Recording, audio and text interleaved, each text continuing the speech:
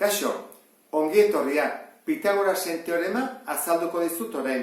Pitagoras greziar bat zen, eta triangelu zuzenei buruzko teorema hau berak zabaldu zuelako horratik deitzen zaio Pitagorasen teorema. Eta zer dio teorema honek? Hau dio.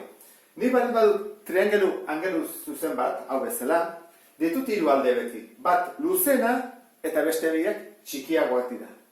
Alde luzenari deitzen diogu hipotenusa. Eta horrein, A. Eta beste biak dira B eta C. B, adibidez hau, eta hau C. Eta zer dio teoremak? Teoremak dio. Ni baldin badut A alde honen karratua, edo berbidura, hau izango dela honen karratua, eta honen karratuaren baturaren berdina.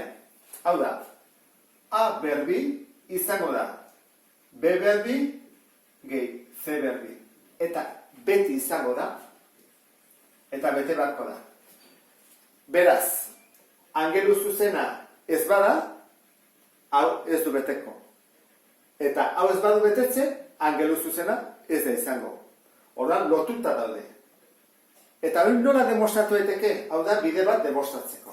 Pentsa ezagun, hontarako bi karratu hauek ditu dela, eta hau dut B adibidez, eta hau C. Eta hau C, eta hau B. Eta hau C, eta hau B, eta hau B, eta hau C. Ikusten duzuen bezala, alde txikia da C, eta alde handia B. Eta hemen alderantziz. Hau izango da B eta C, hori bezala, B eta C, C eta B, eta B eta C. Horren, alde guztietan dago B gehi C, B gehi C, B gehi C, beretan dago B gehi C. Eta horren, lotu egiko ditut puntu hauek. Adibidez, horrela. Lortzen duguna zer da? Lortzen duguna da karratu bat, karratu honen barruan. Eta hemendik honera nola deituko diogu? Balen badia B eta C, hau izango da A.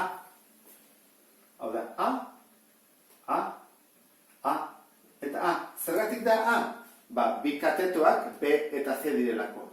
B eta C, B eta C, eta B. Hori dira A. Hau lotuko dut bestera batera. Egin berdean, diagonalean, zuzen egingo dut.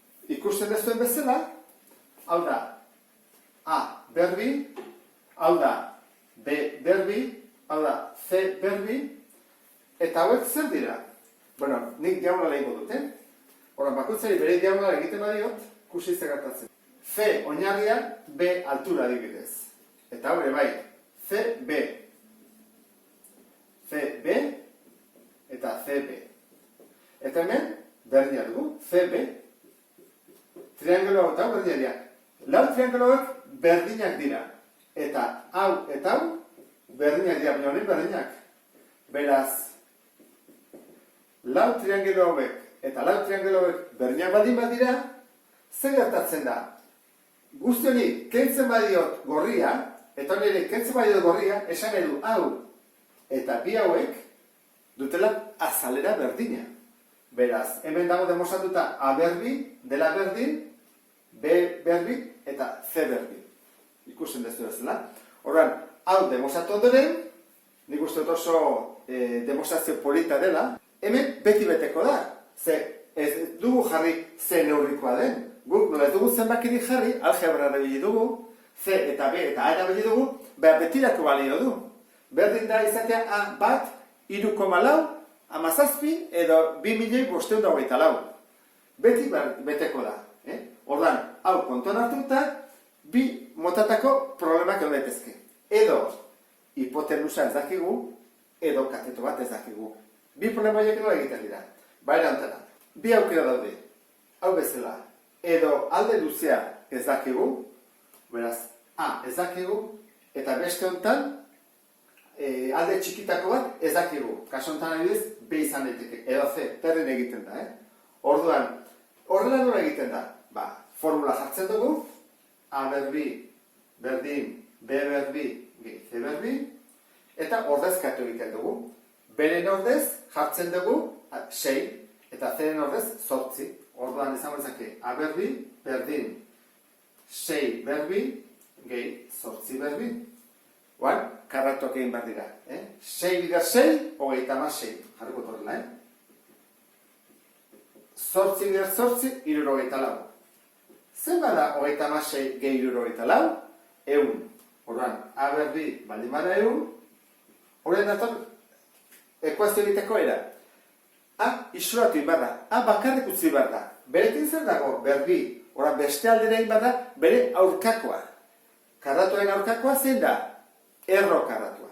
Orduan jartzen dugu horrela, A berdi, erro karratua 100. Orduan, zerbait, bider zerbait, 100. Zein da zenbaki hori? 10. Orduan, atea dugu. 10 da, soluzioa. Baldin badia zentimetroak, haure zentimetroak. Baldin badia metroak, haure metroak. Hau da, erabat egitekoa. Falta zaigunean, hipotenusa. Eta horren, falta zaigunean, katetua nola egiten da, berdin. Horren, jartzen dueneko formula. Bigarren pausoa, ordezkatu. Hipotenusa, 5 da. Horren, 5 berbi, berdin, B berbi, gehi, 3 berbi. Urrengoa, berreketak egitea. 5 bider 5, 25. B berbi, gehi, 3 bider 3, 9. Orain, badakigu ekuazio bat dela. Eta ekuazioetan, zer egiten da? Isak alde batea utzi eta bestea. Kaso honetan, B dugu, ez da isa, noski. Orduan, berekin dagoena, beste aldea pasatuko dugu. Bederatzi hau, beste aldera. Nola gelditzen da? 25. Ken bederatzi, berdin, B berri. 25, ken bederatzi zen bada. 25, ken bederatzi da, 16. Berdin, B berri. Beti bezala. Jarretzak egu horrela, edo neba dugu egoia buelta ematen dugu, berdina delako. Horrela jarriko diot. Ez da derrigorrezko horrela egitea, baina horrela jarriteke. Orduan, B berri, berdin 16, buelta eman dietelako. Berreketa dago. Orduan, beste aldera pasa behar dugu. Berreketaren aurkakoa da, erroketa. Beste aldera pasatuko dut, B berdin, erro 16. Zenbaki bat, bider bere burua 16. Zein da? Lau. Lau bider lau 16 delako. Beraz, B da, lau. Eta bi problema hauek eginak dute. Orduan, hau jakinda, orain hasi gaitezke ja, Pitagorasen teorema da biliz, problemak egiten. Gero arte, agur.